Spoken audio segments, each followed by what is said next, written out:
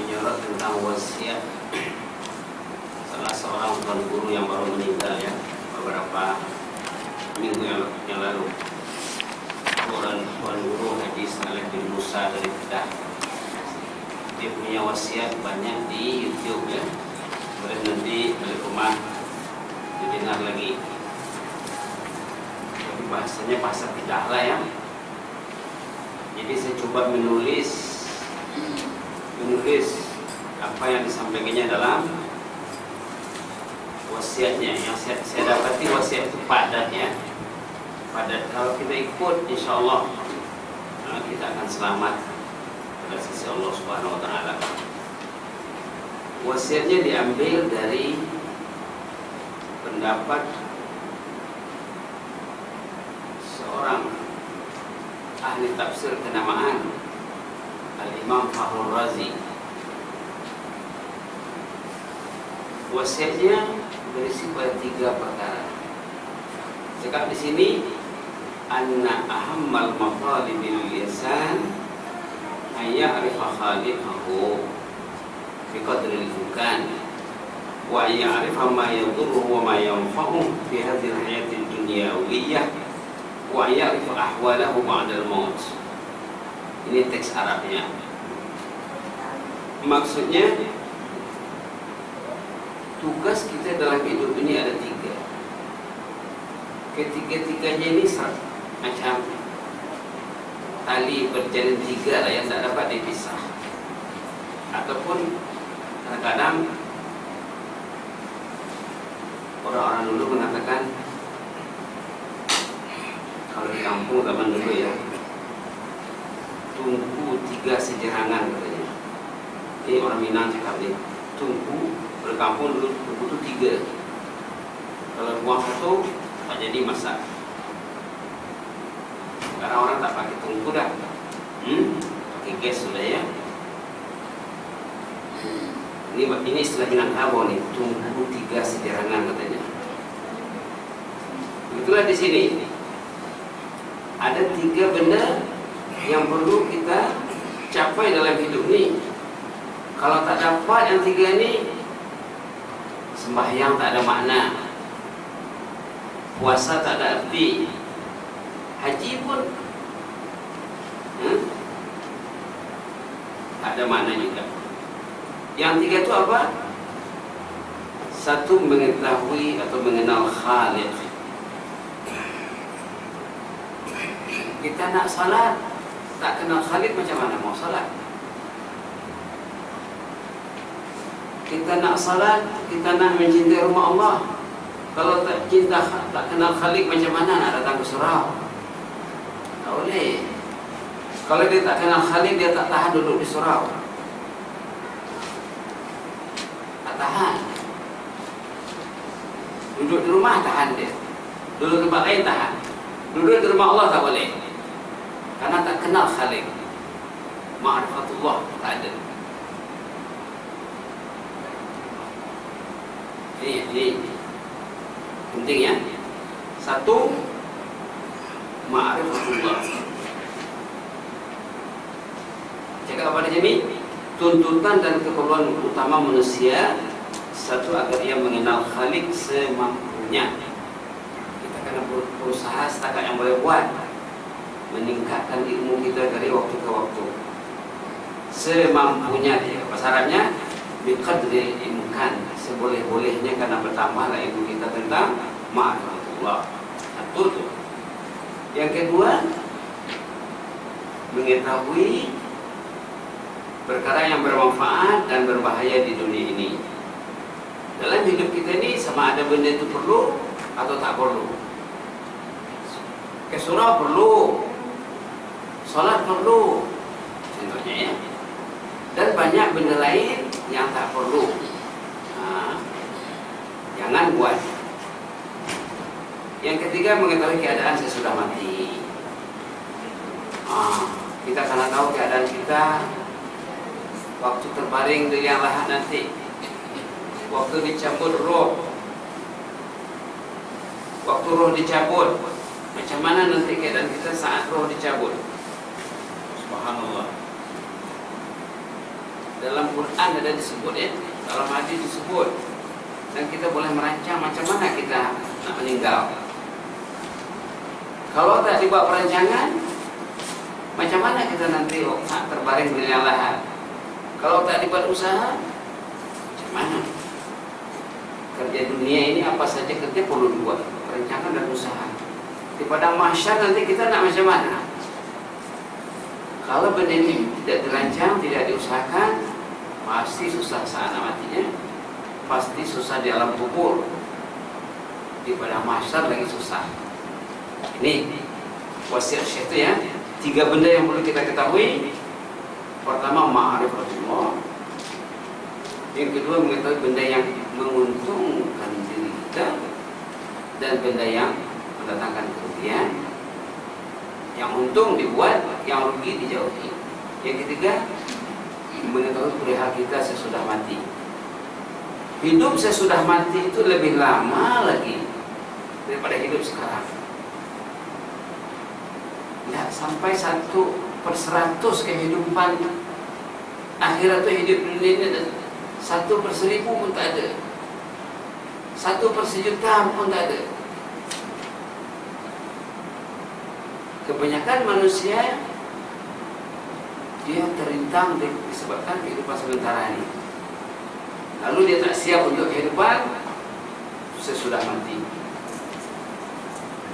Kehidupan sekarang ini dalam Quran disebut main-main. Belum kehidupan yang sebenar lagi. Kehidupan yang sebenar saat kita berpindah ke rahmatullah, berpulang ke rahmatullah. Itu maka dikatakan bila orang meninggal dunia katanya berpulang ke rahmatullah. Kalau bahasa Arabnya intaqala ila rahmatillah. Bila orang itu mati, disitulah mulai hidup. Hidup yang tak ada penghujung, kekal abadi. Sekarang hidup sebentar, apalagi yang sudah umur 40, 50, 60, tidak lama lagi itu. Lihat teksnya ya, diulangkan sekali lagi. Tuntutan dan keperluan utama manusia, satu, agar ia mengenali Khalik semampunya. Yang kedua, mengetahui perkara yang bermanfaat dan berbahaya di dunia ini. Yang ketiga, mengetahui keadaan sesudah mati. Baru coba diuraikan di sini ya. Pertama, mengenal Khalik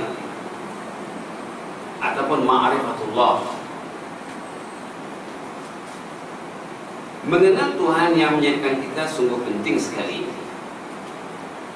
Ulama berpesan, apa cakap?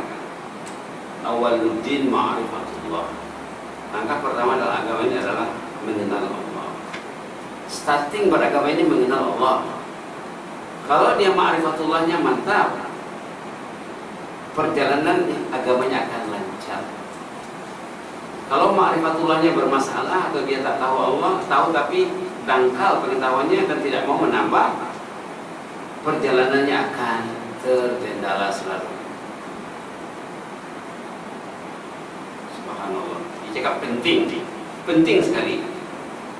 Tugas yang pertama sekali dalam Islam adalah mengenal Allah. Dari mengenali Allah lahirnya takwa dan seumpamanya. Takwa ya. Takwa yang disebut di Quran ratusan kali ya. Ratusan kali disebut dalam Quran takwa ini. Subhanallah. Ramai orang yang tak tahu takwa lagi. Lagi susah. Kenapa? Karena ma'rifah tadi cetek ya. Macam mana hendak bertakwa tanpa ma'rifah? Takwa itu apa maknanya? Kalau azan sudah berkumandang, datanglah ke rumah Allah. Kalau ke sholat, masuk sholatlah. Quran ini kena baca. Quran ini kena baca. Kalau Quran tak baca, tak takwa namanya.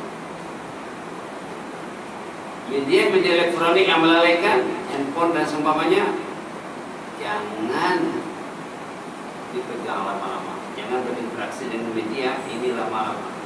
Ini bukan kerja orang bertakwa, ini kerja orang tidak bertakwa. Takwa itu hanya takut. takut kepada Allah. Saat waktu sholat sudah masuk, dia masih buat benda lain, takut dia. Takut dia kalau dia tak pegang Quran.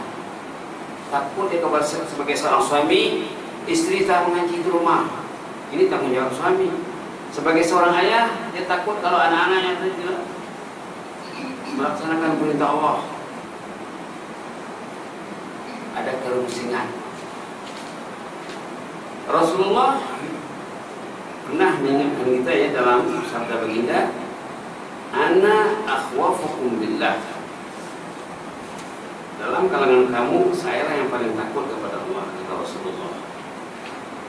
Tingkat takwa yang paling tinggi, tingkat takut yang paling tinggi adalah Rasulullah. Kemudian Abu Bakar, kemudian yang sesudahnya, kemudian yang sesudahnya. Kenapa? Karena baginda cukup kenal dengan Khalik. Ma'rifahnya tinggi sekali. Pentingnya ma'rifah tadi. Malam hari baginda sembahyang 2 jam, 3 jam sembahyang di malam hari di penghujung malam sampai kakinya bengkak. Sampai Aisyah kasihan dengan Rasulullah. Ya Rasulullah, untuk apa nak berpenanggalan seperti ini? Kasihan Aisyah, istri kasihan tengok suami. Kata Rasulullah, bukankah aku ingin hamba yang bersyukur? Orang yang bangun tengah malam itu, bangun di ujung malam itu orang yang bersyukur. Pernah Aisyah di malam hari dalam kegelapan malam kehilangan suaminya Muhammad SAW, dicari-cari, lampu tak ada ya, gelap. Dicari-cari, rupanya sedang sujud, sedang salat, terpegang kakinya.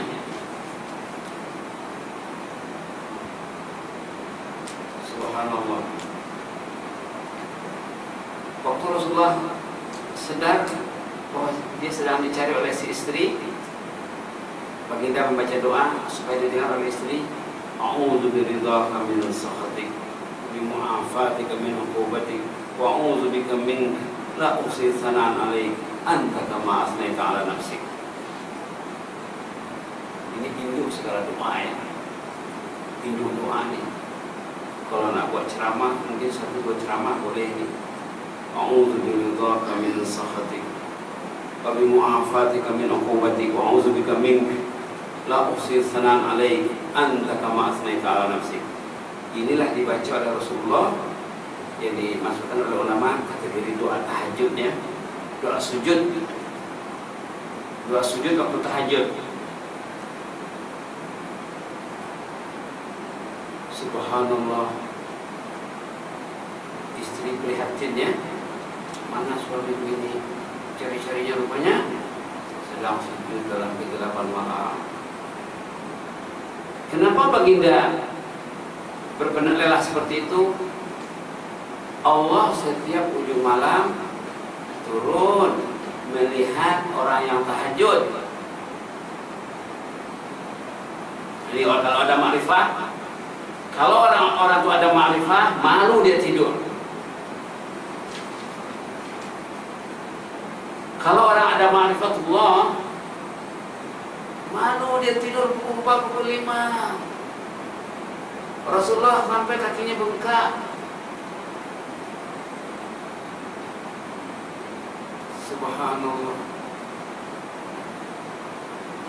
Allah turun memantau rumah umat Islam, siapa yang bersolat, siapa yang menangis, siapa yang berdoa dalam sujud, siapa yang baca Quran, siapa yang beristighfar. Ini ma'rifah ya. Ma'rifah mengetahui saat-saat mustajab. Orang kita bukan tahajud lagi, subuh pun ke masjid, ke surau, tak datang. Itu ma'rifahnya. Jangan-jangan kosong ya. Berdoa di ujung malam itu mengimbangi berdoa di tanah suci.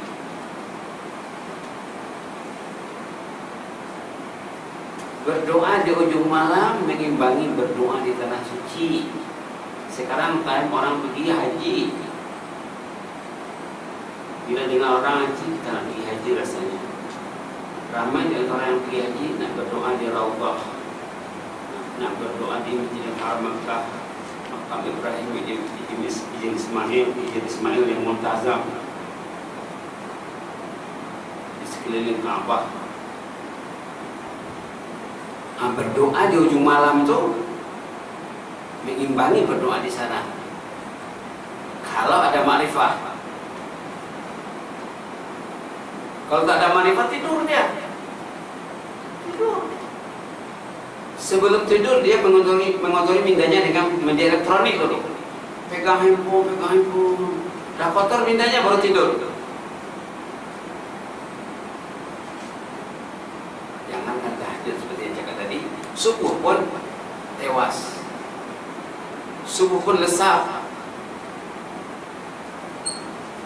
Kenapa? Makrifat tak ada. Tak ada makrifat. Patutnya balik semai Isya ya. Balik semai Isya, fikir macam mana nak bangun pukul 4, nak bangun pukul 5. Jangan lagi mengotori hati dengan media elektronik. Ini kerja syaitan. Nak mengenal Allah, mengenal macam mana Allah mentadbir orang beriman. Kita ini bukan berjalan sendiri. Kita ditadbir Allah. Kalau orang tu faham lah. Kalau dia tak faham, dia pikir dia yang datang ke surau, dia sendiri yang datang. Kalau orang yang faham, yang menyuruh dia datang ke surau itu Allah. Kenapa orang lain tak boleh? Allah tak suruh dia datang. Kenapa orang tu boleh bangun tahajud? Allah tolong dia untuk tahajud. Kenapa orang tu tak boleh? Allah biarkan dia tidur. Dikalahkan oleh musuh. Mengenal Allah, mengenal cara Allah mentadbir orang beriman. Pentadbiran Allah menerusi dua kekuatan gaib. Jadi kita kena ingat nih. Kenapa orang tu tak mau pegang Quran? 15 minit, 20 menit pun tak boleh. Tapi pegang handphone 2 jam, 3 jam tak terasa. Kenapa? Syaitan yang kontrol dia. Ini mengenal Allah, mengenal cara Allah mentadbir manusia. Allah beri dua kekuatan gaib. Nak baik, ni kekuatannya malaikat. Nak hidup lalai dan lega, syaitan dia bertuhan kepada Allah, prioriti. Dalam Quran banyak ayatnya. Ayat tentang syaitan dikatakan dalam Quran sebagai qarin. Syaitan itu qarin. Nah, mengenali Allah, mengenali macam mana Allah mentadbir, mengendalikan manusia ini. Kalau dia tak tahu diri, kalau dia hanyut lalai, ini syaitan untuk dia. Al-Quran sebut. Kita lihat satu contoh ayat dia. Banyak dalam Quran. Kalau Quran tak baca, Quran tak dipelajari, tak ada makrifat lah nanti ya. Tak ada makrifat, itulah yang hanyut. 90% orang hanyut. Mungkin yang dijaga Allah 10% saja barangkali, ataupun kurang dari itu. Tengok ya ayat dalam surah Zukhruf contohnya. Surah Zukhruf ayat 36, 37, 38. وَمَنْ يَعْشُ عَنْ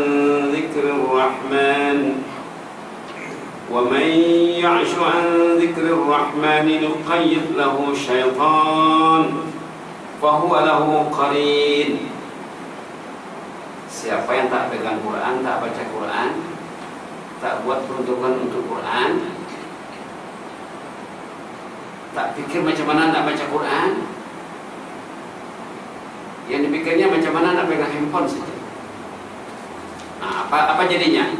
Nuqayyid lahu syaitan. Allah akan buat peruntukan, akan melantik syaitan untuk dia. Fahuwa lahu qarin. Itulah qarinnya, itulah temannya. Jangan pergi surau, jangan pergi surau katanya. Orang tetap pergi surau. Jangan pegang Quran, jangan pegang Qurannya. Lalu dia tak pegang Quran. Pegang handphone, pegang handphone, pegang handphone. Handphone tadi. Fahuwa lahu qarin. Itulah qarinnya. Apa kerja qarin ini? Sebut ayat dalam ayat 37 ya. Wa innahu la yasuddunahum 'anis sabil. Setan qarin ini yang memesongkannya dari jalan yang betul, hidup terpesong selalu. Saat azan dia tak ada, saat tahajud dia tak ada, saat ceramah dia tak ada.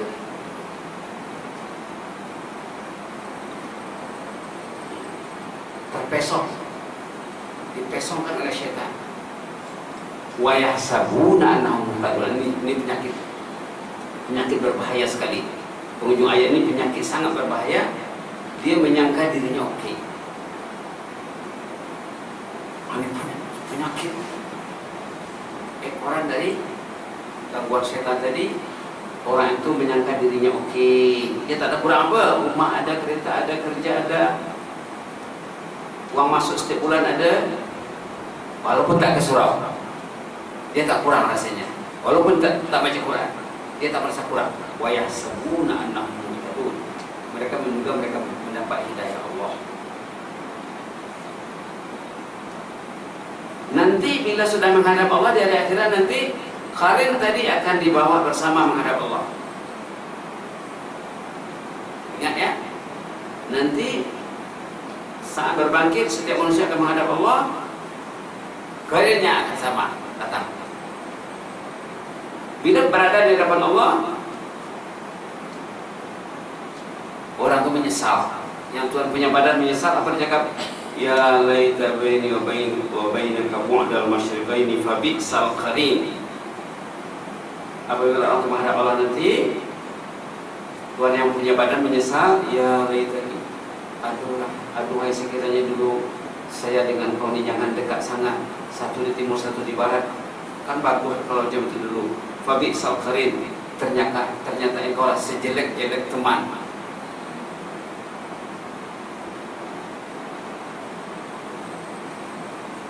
Ingatnya, ma'rifatullah, mengenal macam mana Allah mentakdir orang beriman, macam mana Allah membiarkan orang yang lalai. Orang yang lalai dia dikendalikan oleh syaitan, Allah tak tolong dia. Kalau dia tak tahu baca Quran, kalau azan tidak dipenuhi, tidak disahur, tidak datangi, itu kawannya syaitan. Orang yang tak datang semua berjamaah dalam hadis sahih termasuk sifat-sifat munafik. Bacalah sifat munafik. Tengok di internet sifat munafik. Satu, menafikan sholat berjamaah. Nanti balik rumah tengoklah. Jangan tengok benda lain, tengok benda yang menimbulkan kesadaran. Tengoklah, malas berzikir. Tengoklah.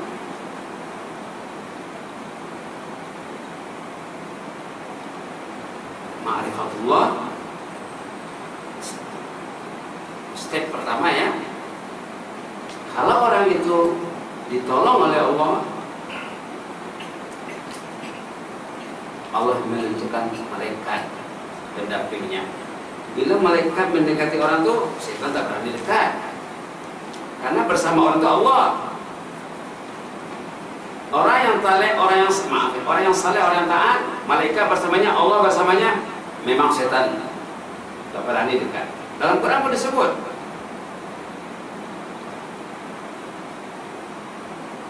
Cantik wasiat Tuan Guru ni. Cantik wasiat Tuan Guru ni. Kita kena ma'rifatullah. Ayat-ayat tentang malaikat banyak juga dalam Quran. Ayat tentang syaitan banyak, ayat tentang malaikat banyak. Kita lihat satu ayat tentang malaikat ya. Surah Fussilat. Tadi surah Az-Zukhruf. Surah Fussilat ayat 31.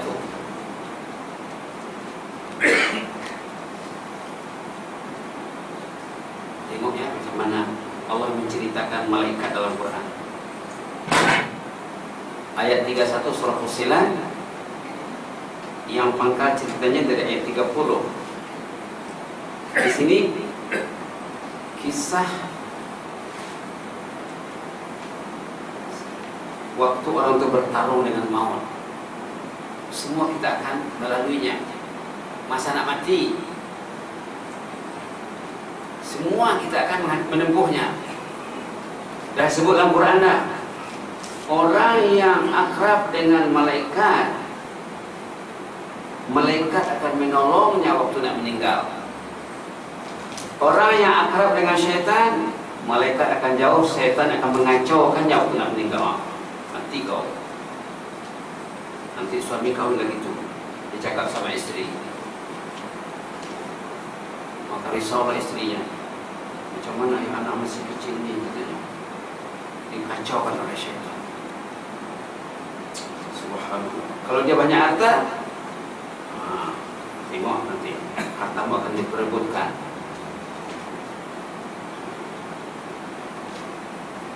Tengok dalam ayat 30 ya. Manusia yang dekat dengan malaikat. Malaikat disebut sebagai wali.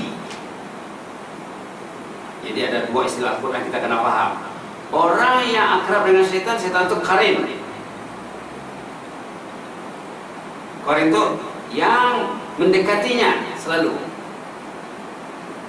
Waktu tidur, sebelum tidur, teganglah handphone dulu 2-3 jam. Dah kotor kepala tu, dah kotor minda, baru tidur. Ini kerja syaitan ya.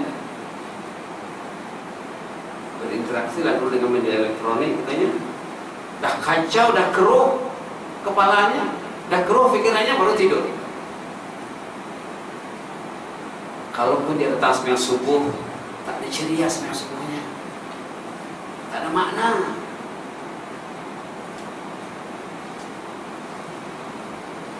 Tak ceria, tak ada kualiti. Mungkin dia datang subuh tapi paksa-paksa, tak ada. Tengok ayat Fussilat ni ya. Ini kisah orang yang akan bertarung dengan maut. Orang yang hidupnya akrab dengan malaikat, malaikat sebagai wali. Tadi syaitan qarin. Banyak ayat dalam Quran. Di sini malaikat sebagai wali. Apa makna wali? Wali artinya penolong. Wali artinya pembantu, pendamping. Wali artinya kekasih. Wali artinya kekasih. Syaitan itu kekasih. Syaitan itu maaf, bukan syaitan yang maaf. Maaf, karena cerita syaitan juga tadi ya. Malaikat itu wali. Tapi ada juga ayat lain yang orang tu syaitan kekasihnya, ada juga. Tengok dalam suratul Kahfi. Ada. Bukan qarin lagi. Subhanallah. Subhanallah. Syaitan itu kekasih dia. Subhanallah. Subhanallah. Ayat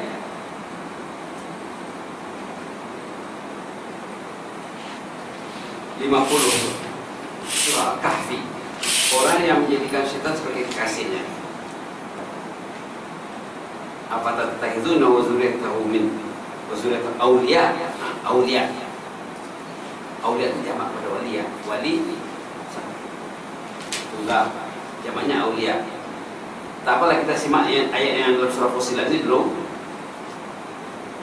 Ayat 30, 31 dan 32 dan sudah sering disebut di sini ya.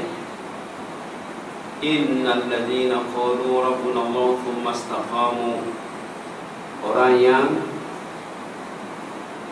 beriman kepada Allah, yang mengatakan Allah lah Tuhannya, kemudian mereka istiqamah dalam melaksanakan perintah Allah. Kalau azan tidak dipenuhi, tak istiqamah namanya. Mana istiqamah?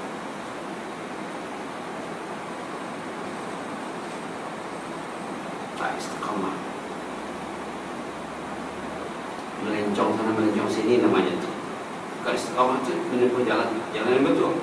Bila panggilan azan tidak dipenuhi, betul apa perjalanannya? Tidak silap jalan dia itu.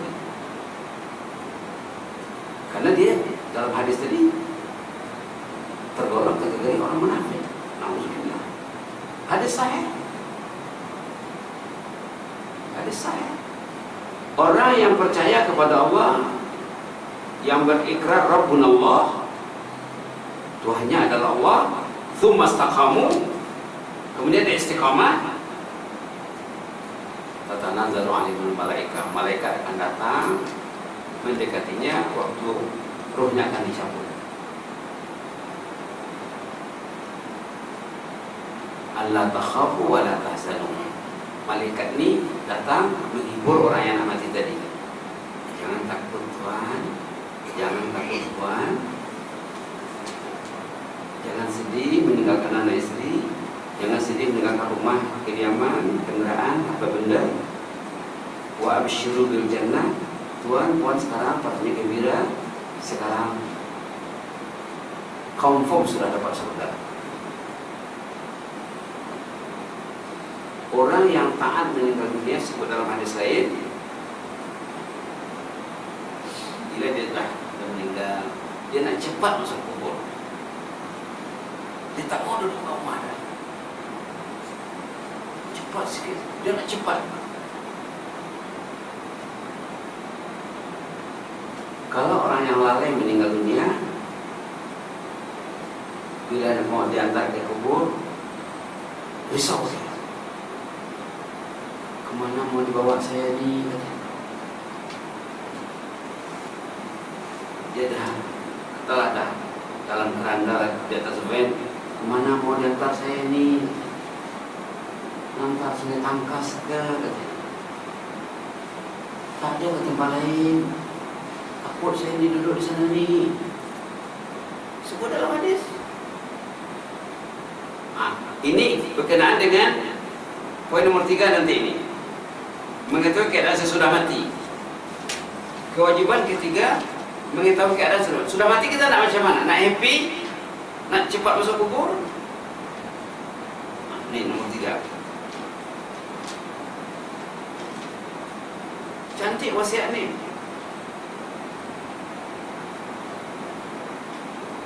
Okey, kita bersama surah Fussilat ini. Orang yang mukmin mustaqim, bila dia meninggal, saat rohnya akan dicabut, sebelum malaikat Israel menjalankan tugas, dia dihibur oleh wali tadi. Karena malaikat itu fungsinya sebagai kekasih, sebagai penolong, sebagai pembantu.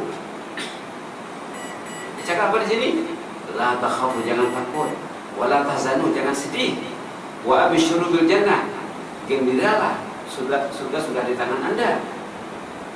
Yang dijanjikan selama ini, dicakap nahnu awliya'ukum, kami inilah pembantu Anda fil hayatid dunya. Sejak Anda di dunia lagi, time solat, kami selalu cakap, ayo azan ni, ayo azan ni, ayo azan ni. Time tahajud, dibangunkannya. Time berinteraksi dengan Quran, dia pegang Quran, dia baca Quran. Dia selalu berdampingan dengan malaikat, dijaga oleh malaikat. Nahnu awliya'ukum, kami inilah pembantu dan kekasih Anda, katanya.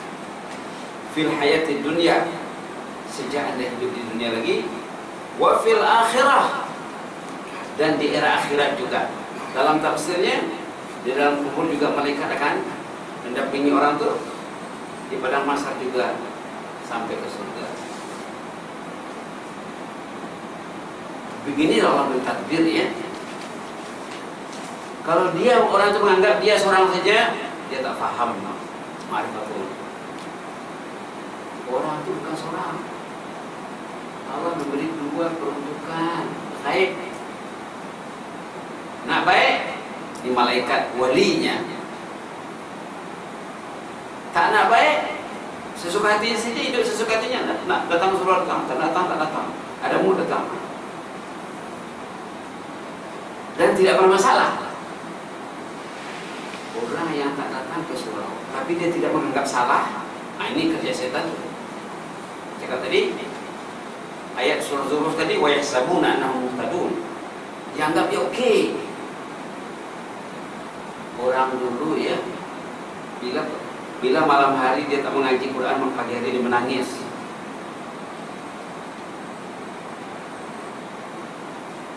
Orang saleh zaman dulu, bila malam hari dia tak baca Quran, pagi hari dia menangis.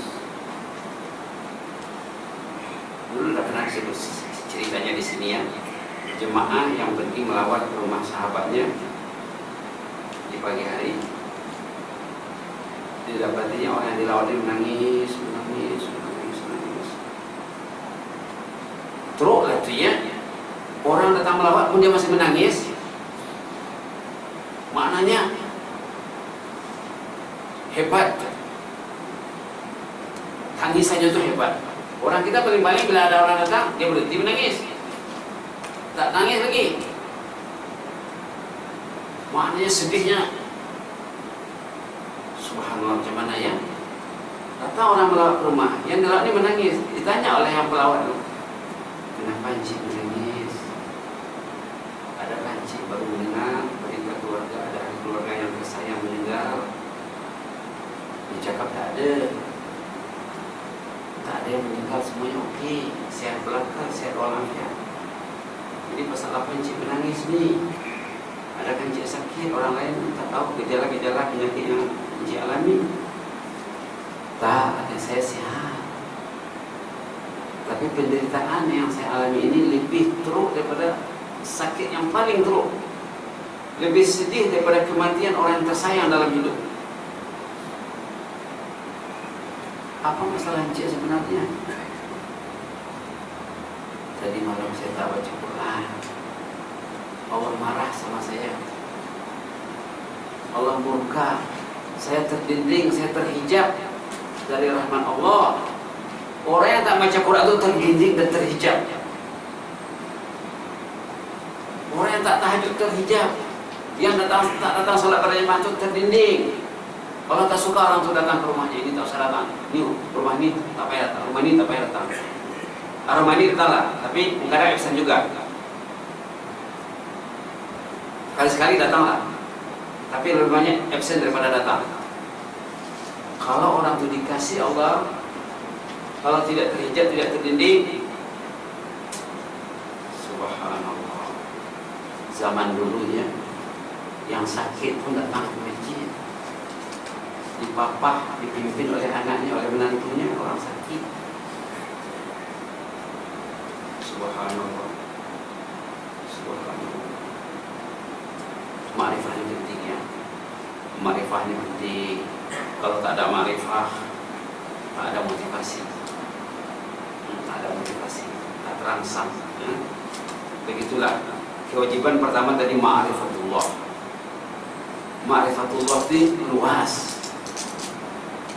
Bukan belajar wujud tidak baka, kemudian dia tak datang ke surau.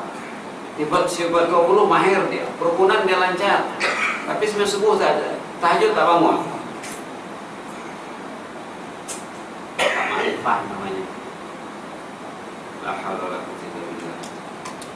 Jadi langkah pertama mengenal Khalik ya. Langkah kedua mengetahui perkara yang bermanfaat dan yang berbahaya bagi dirinya. Ini bermanfaat, confirm bermanfaat. Ini confirm bermanfaat. ini tak konform. Ini pada dasarnya mubah. Mubah, bolehlah. Tapi benda yang mubah ini kadang-kadang membawa kepada yang haram. Jadi haram. Benda yang mubah menyebabkan benda yang wajib tergadai. Jadi rugi berarti pegang ini. Mubah, boleh-boleh. Haram kau pegang? Tak haram. Tapi disebabkan pegang handphone dia tak baca Quran, disebabkan pegang handphone dia mengotori minanya sebelum tidur, dia tak tahajud di atas sembahyang subuh. Si ayah membiarkan si anaknya, si suami membiarkan istrinya, ada keluarga semua hanyut dengan media elektronik. Nanti dosanya terkumpul, akan jadi beban si ayah dan si suami. Bila dia meninggal, anak tidak diterbiah, istri tidak diterbiah, meninggal si suami, meninggal saya, dosa mengalir. Ini sebelah dunia, sebelah buku ini. Jenis kategori dosa yang mengalir ada dalam buku ini. Ahli keluarga yang diberikan lalai hanya dalam media elektronik, media kesyaitanan.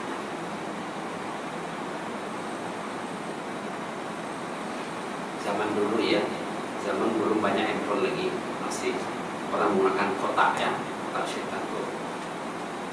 Dulu orang-orang pendakwah ke Arab katakan ini sonduk syaitan, kotak syaitan ini, kotak syaitan. Ini hati-hati membuat namanya. Ada orang buat nama ini media sosial. Media sosial nih. Ini media sosial. Ayah kena pegang, ibu kena pegang, anak kena pegang nih. Bila tak pegang, berarti keluarganya keluarga yang dikacaukan oleh syaitan. Jadi nomor 2, mengetahui perkara yang bermanfaat, yang berbahaya. Nomor 3, mengetahui keadaan sesudah mati. Itu 3 kewajiban ya. 3 kewajiban setiap mukmin. Ma'rifatullah, mengetahui benda yang mendatangkan untung dan rugi. Yang untung karena buat, yang rugi jangan buat.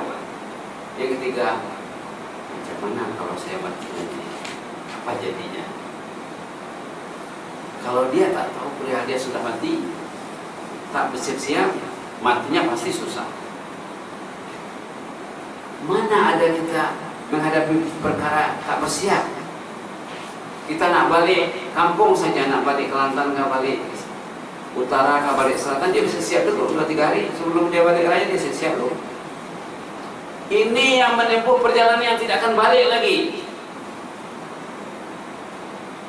menempuh perjalanan panjang yang tak ada kembalinya. Bila sudah inna lillahi wa inna ilaihi raji'un. Tadi saya terbaca mesej di WhatsApp ya. Kalau langkah ke surga itu susah katanya, macam mana nak masuk melangkah ke surga?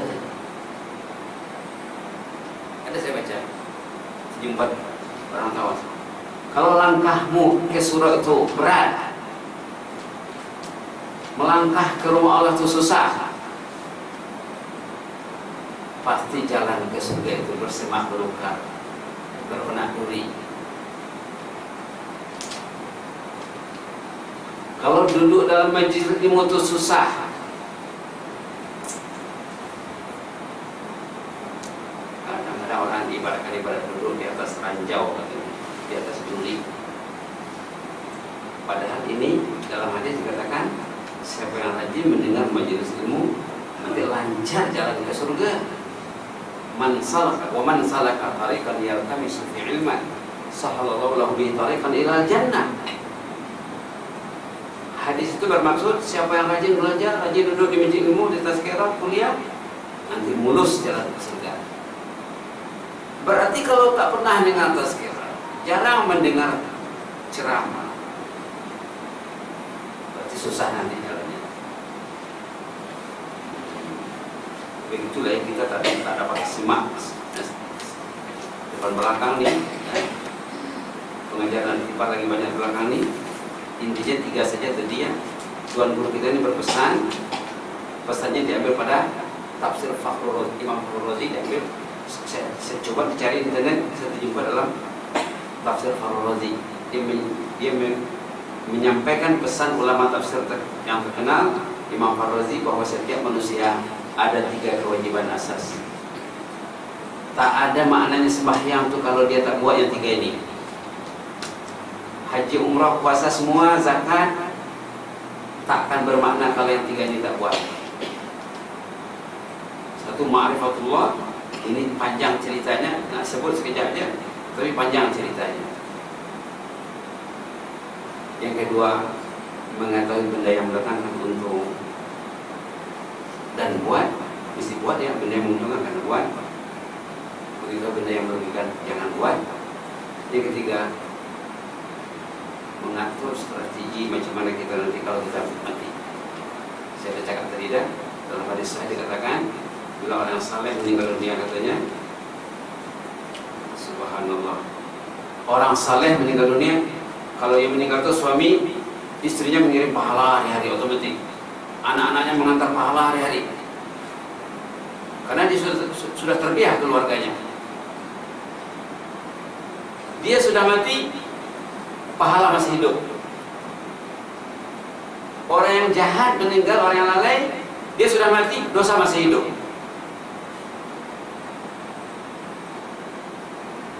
Ini poin nomor 3 ini, mengetahui keadaan sesudah mati macam mana mengetahui.